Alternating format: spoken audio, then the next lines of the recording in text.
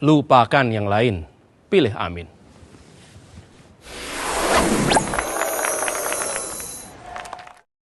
Rangkaian debat pada malam hari ini, hadirin kami persilakan untuk tepuk tangan.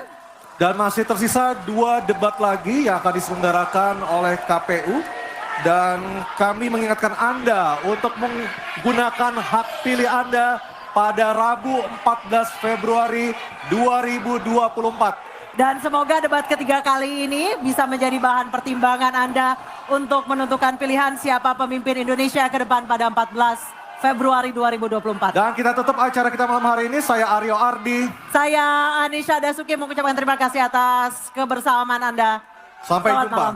Selamat malam. Baik.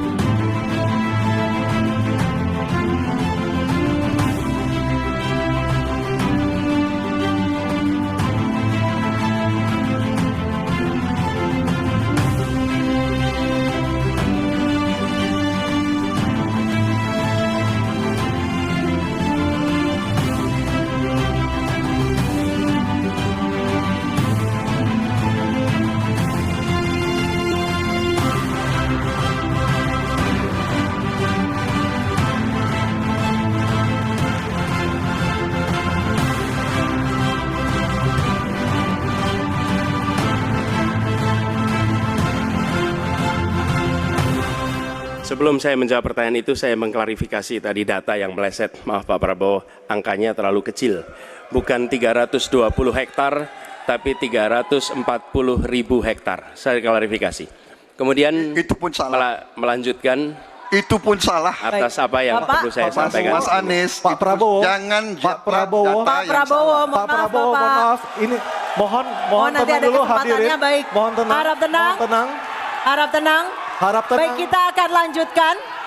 Harap tenang Ya. hadirin. Silakan, Bapak. Melanjutkan Itu pun salah. atas apa yang Pak Prabowo, Mas Anies, Pak Prabowo, jangan Pak Prabowo, Pak Prabowo. Pak Prabowo, mohon maaf. Ini mohon tenang dulu hadirin. Mohon tenang. Harap tenang. Tenang. Harap tenang. Harap Baik, tenang. kita akan lanjutkan. Harap tenang hadirin. Silakan, Bapak. Baik.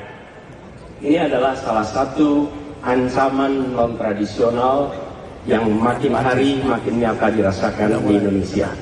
Kita merasakan keluarga-keluarga kita HP, komputer. Bapak. Baik.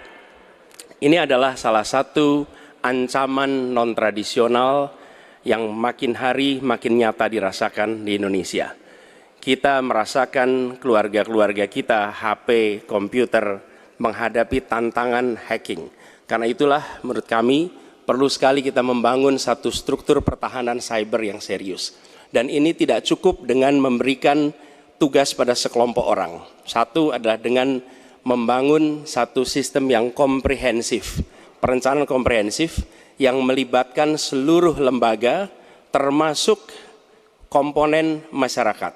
Yang kedua adalah pengadaan teknologi-teknologi terbaru. Tapi kuncinya bukan semata-mata pada teknologinya. Kuncinya adalah pada pelibatan semua secara semesta.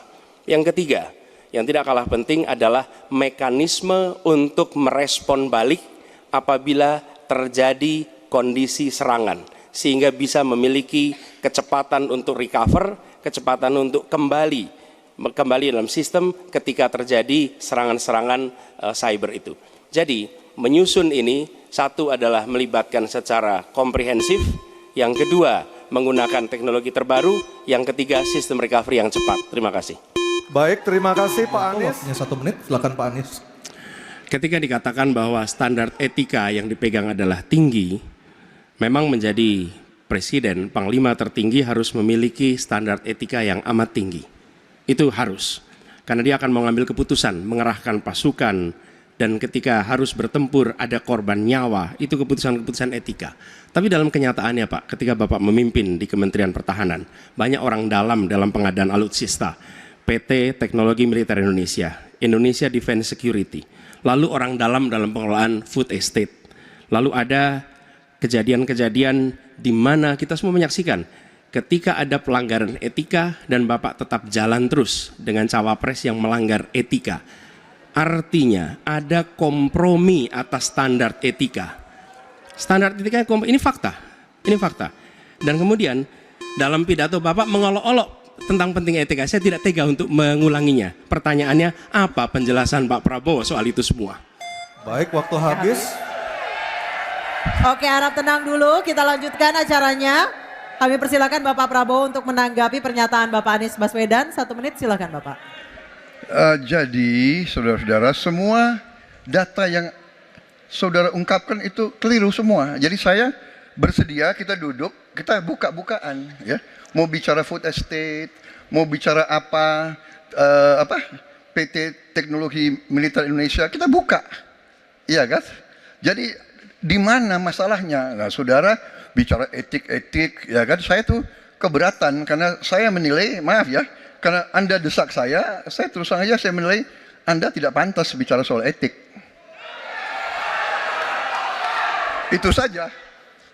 Saya merasa bahwa Anda itu posturing, ya. Anda tuh menyesatkan. Itu aja, ya. Saya boleh berpendapat kan? Saya menilai Anda tidak berhak bicara soal etik karena Anda memberi contoh yang tidak baik soal etik. Terima kasih.